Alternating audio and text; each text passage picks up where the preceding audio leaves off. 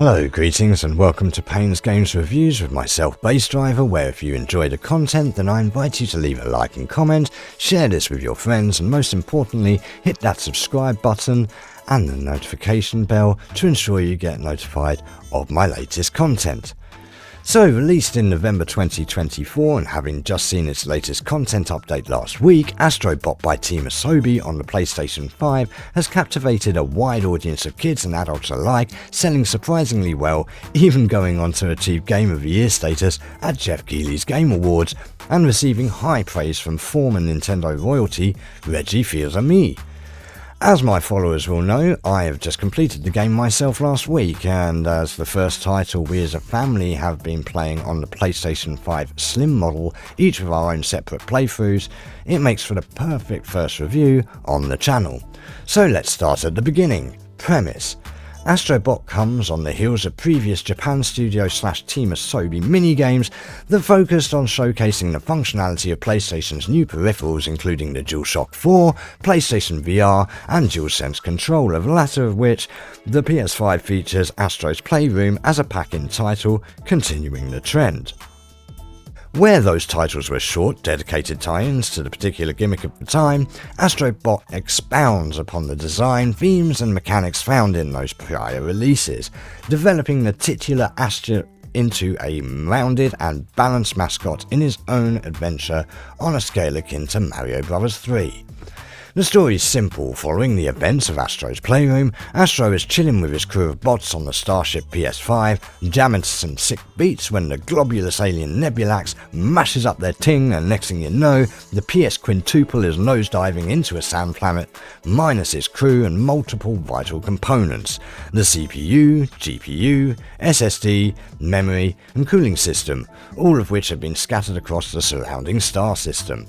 So, climbing aboard his dual speeder, Astro rockets around the galaxy, tracking down the bots, parts and additional puzzle pieces with the goal of rebuilding both the crew and the PS5.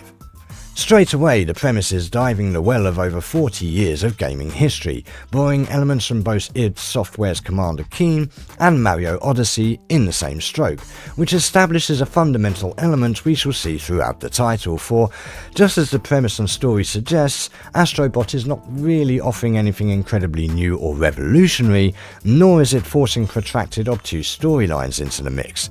Indeed, throughout gameplay one will find almost every kind of trope and mechanic seen thousands of times across previous games, and with no voice script and the simplest of directive, what Astro Bot actually attempts to offer is all these things just done exceptionally well and wrapped in a no-nonsense, easy to pick up but hard to master package with huge mascot appeal. So, onto that gameplay. Well, it is very solid for the most part. Many who know me will be quite aware that 3D platformers are not something I have traditionally enjoyed, the key issue being the difficulty many 3D engines have classically had in affording players the visual fidelity required for judging distances between platforms. There are just so many examples from all the initial 3D platformer boom of the original PlayStation and N64 era, all the way up to the aforementioned Mario Odyssey and beyond. But this is where I can honestly say that Astro Bot largely bucks the trend in most instances. It seems as though Team Asobi has managed to tune the camera angle and panning to, very often but not always, tilt and zoom just enough to ensure that the player's view is a bit more optimal for making those jumps. That said, as the game wears on and one finds oneself perhaps repeating a level many times, there do seem to be some persistent issues whereby button presses do not register at all, or the camera doesn't make a pan, tilt or zoom where it'd be very useful to do so automatically, or time of the various enemies throughout the level go noticeably out of sync. There's even instances where one gets caught on pieces of decorative geometry that, though very pretty, don't actually have any appreciable function other than to cling to the player at the absolute worst possible moments. Thankfully for the bulk of the game, these instances are incredibly rare. It's only once one enters the harder levels denoted by the cross, square, triangle and circle stellar bodies, or the end game content, that these issues begin to creep ever more into the mix. The game makes good use of all the functions found on the DualSense controller, such as the microphone, touchpad, motion control, and particularly the adaptive triggers which, whilst in many instances such as using a firearm or bow is a nice touch, in other instances the resistance actually demands some non-intuitive dexterity. When being forced to use both the cross button and the trigger simultaneously, for example, the resistance and clicking actually makes gripping the two buttons and maintaining the rhythm somewhat harder, requiring one to learn a new skill on the fly when compared to traditional controllers. The haptic rumble is also a feature that, whilst interesting to begin with, does have the potential to leave wrists and joints a bit achy after a multi-hour session, as it is pretty much persistent throughout the entire game. The levels are straightforward, find bots and puzzle pieces, collect coins, defeat bosses, and so forth. Many levels will give Astro a utility power-up such as a dog that charges forward with force, a chicken that boosts Astro high in the sky, a hoover that sucks up honey and makes platforms for Astro to bounce on, a monkey that allows Astro to climb rock faces. Think of them as a supplantation of Mario's costumes. Each of these items have differing feedbacks on the controller, and they are fun enough to use. There's a host of enemies that are both varied, but also exactly what one might expect from any 2D or 3D platformer game. From similarly modelled little fellas with varying colour palettes, one that bumps Astro, another that spikes him, to sumo dudes that try to push you off ledges a la the quarterback Koopas from Super Mario World, to thwomping blocks, flaming enemies, the usual suspects basically.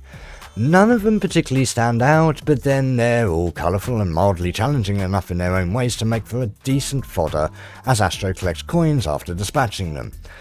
The bosses encountered along the way all feature very fun scenarios that present enough of a challenge to keep one motivated without edging into the realm of frustrating or cheap mechanical repetition until edging out a win. We'll come back to that later though. When it comes to the graphics and environments, the game really does shine, and to be clear, we played on a PlayStation 5 Slim model at 1080p and it looked fantastic. The frame rate was incredibly smooth, though I suspect some dip in frame times do occur in heavier load areas, sometimes quite noticeably so. The beautiful bursts of colour emblazoned across bright, luscious levels that are both expansive and linear and almost uniformly perfect proportions throughout the game are really refreshing in an industry that has been so dour and dark and brown and grey for so long. There's some lovely examples of modern technology advancements, fairly delicately applied I'd say. For example, many levels have piles of leaves or hazelnuts or apples that Astro can bash around the place in a flurry of physics objects flying in all directions, which is nicely done and has practical uses in several instances throughout the game.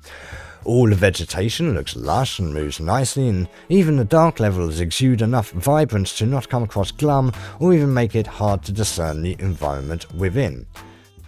Now, we did experience a few instances of weird clipping, odd collisions here and there, but on the whole, Astro Bot's environments are absolutely fantastic. You're in them just long enough to enjoy each without feeling too much wear in replaying them to find more bots, collect coins, or get the puzzle pieces, etc. Which brings me to the VIP bots. Now there's 326 bots to rescue in the game at time of recording, and both Minidriver and myself have them all. Amongst these there are a lot of VIP bots, and many of them are super cool.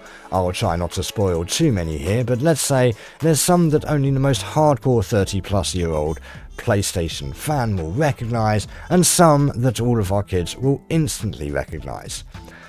The thing I noticed though is that you only get to play as a very small number of VIP bots over the course of the game, and of those they're all basically Sony IPs, and in that you get one level of each to play as them. Don't get me wrong, I absolutely understand the potential licensing issues involved, but for all of the bots that are in the game, would it have been that much of a stretch to do more levels featuring at least some of them as a playable Astro? If not the third-party characters, and why not the wealth of other legacy PlayStation-owned characters like Koro and Toro, who feature as bots but have no specific level for one to play as either of them. There's lots of other examples.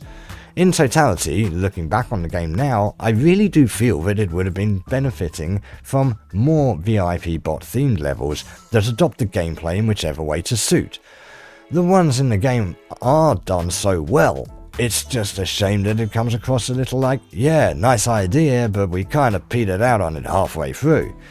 Which leads conveniently into my one major downside to Astro Bot, as it is somewhat linked. You see, instead of having more of those VIP bot themed levels, Astro Bot instead took the route of padding out the 33-ish hours of gameplay I myself partook of with speedrunning, or doom running levels as I call them, particularly in the endgame. Bearing in mind the broad audience that Astro Bot clearly aspired to attain, and I might argue overall it has done that job quite well overall, the fact that both myself and the good lady driver are former full-time game development professionals. As a family, we can all unequivocally state that these filler levels are absolutely the biggest downfall of the game. In a seeming attempt to match Mario Maker's sadistic level of pointless repetition in a bid to win bragging rights on a nebulous leaderboard which, let's be honest, won't exist in a decade, and is already rife with posting of times that are suspect at the least, Team Asobi decided not to pursue endgame or side quest content that further expanded on the fun, nostalgic, engaging, family-friendly VIP bot-based levels. In doing this, particularly in the example of the Great Master Challenge, which can only be accessed having acquired 300 or more bots, meaning one has probably already faced the final boss, Team Asobi leaves the nastiest of bad tastes in the mouth, particularly as unlocking the Platinum Trophy is predicated on completing said Great Master Challenge. Not only that, but the additional content that appears after defeating the final boss is all similar padding doom running content. I can't stress enough how each of us, Mini Driver, myself the good lady driver, stressed that we did not enjoy completing the Master Challenge, nor any of the other doom running filler levels. It took Mini Driver and I 1 hour 45 and 1 hour 27 minutes to complete the Master Challenge respectively. Unanimously, we would have all far better enjoyed additional VIP bot themed levels, and we know we are not the only people with this thought by far. If they wanted to make these levels that badly, they should have packaged them as a paid DLC for those lunatics that love punishing themselves. This is actually all the more bitter pill when one considers how the game builds up to such a fantastic crescendo in the final boss level. Again, I'll try not to spoil it too much, but the all-encompassing PlayStation history playing out in an epic scene that calls out franchise and hardware from 30 years to the brand, with superb arcade gameplay and absolutely banging music, leads one into an ending that shows possibly more heart and soul than any game released in at least the last decade. If they had just followed it up with more VIP bot themed levels with some really special guest bots, it would have topped this otherwise incredible package off perfectly. Speaking of topping off the package, the audio in Astro Bot deserves a lot of praise and attention. So we played in 5.1 surround, and the presentation is excellent with placement across all the speakers precise and clear. There's fantastic depth and dynamic range in the sound effects, and the overall mix is not stupidly bass heavy, as so many other titles often present. The vocalizations of Astro and the bots are suitably cute and relay emotion very well, but the thing that gets me most is the music. Now, having finished the game and looking back over it, I have to say there isn't a huge amount of music in the game, with the same themes repeating across many levels, with many tracks returning from the previous Astro titles. Of course, the VIP bot themed levels have interpretations of each of their respective musical themes, but there's something else, something beyond all of that, and I wonder how many other people have noticed it. Because Astro Bot references over 30 years of PlayStation history. In fact, it also references lots of other gaming history subtly along the way too. But did you notice that the music also references landmark musical themes from the last 30 or so years outside of PlayStation? For example, the main theme heard here in the background of the Galaxy map is clearly a riff on It's a Kind of Magic by Queen. The Far Eastern themed level has an obvious reference to Halcyon by Orbital, as another level also features a bassline super reminiscent of Pump Up the Jam. The climax of the game also has the undeniable reference from a particularly popular global smash hit by Massive Attack. I mean, heck, listen to Astro Bot's main theme, okay? Right, now go listen to the theme from My Neighbor Totoro. Okay, back to Astro, back to Totoro. It's incredible, right? And let me be clear, I know well of Kenny Young. In fact, I think we have both worked on a project or two in the past, and I think I get what he's done with the soundtrack of Astro Bot. The whole game, you see, is a homage, a tribute, a nostalgic serenade to 30 years of not just PlayStation, but the culture that surrounded it. Everything that came along with gaming from the 90s through to today. And Kenny's taken that through into the soundtrack, but it's not just here.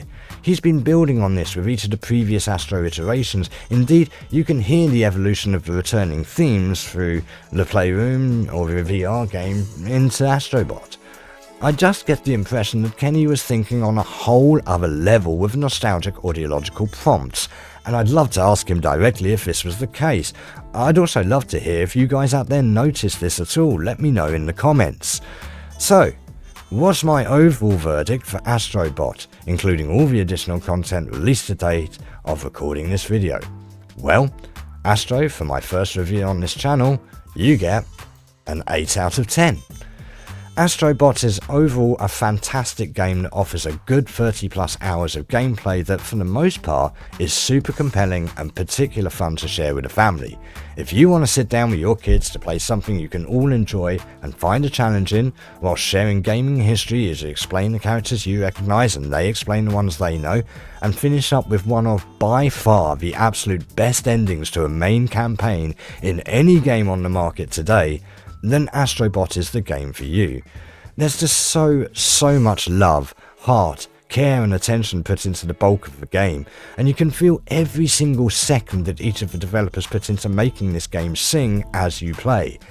It's an all-encompassing experience and one that I can imagine absolutely smashed it for hundreds of families this past Christmas Day in a way not seen since the days of Super Nintendo and Mario's dominance. Astro as a mascot is a 1000% winner. The kids love him, and PlayStation could run this one straight to the bank if they just stay out of their own way and lean heavily on Astro to mobilise their marketing going forward. The game is not absolutely perfect, that is for sure, so no 10 out of 10 score, and the lost point beyond that is for not capitalising more on the VIP bots and themed levels and instead padding out the main campaign and endgame with protracted speedrunning levels which have very limited appeal, and upon which unlocking the Platinum Trophy is predicated. That is the singular most significant downer. However, Team Hasobi have laid out the groundwork for a significantly successful follow-up if they listen to the feedback on this title carefully and, in our overall opinion over here at least, bring local multiplayer into the mix. Astro and Co for the win, basically. Now, if you own a PS5 and don't own Astro Bot, then it does come highly recommended. If you don't own a PS5, I'm not sure the price tag for the console quite justifies this game on its own. But keep your eyes out and be sure to pick it up once a competitively priced console or bundle comes along, which I've heard there is indeed an Astro bundle on the way, so there's that. Anyway, that's my first review on the channel. Thanks so much for joining me. I hope you enjoyed this content, and if you did, please do leave a like and let me know in the comments. If not, leave a dislike, feel free to share on social media, and most of all, please hit that subscribe button and the notification bell to be informed of my next video.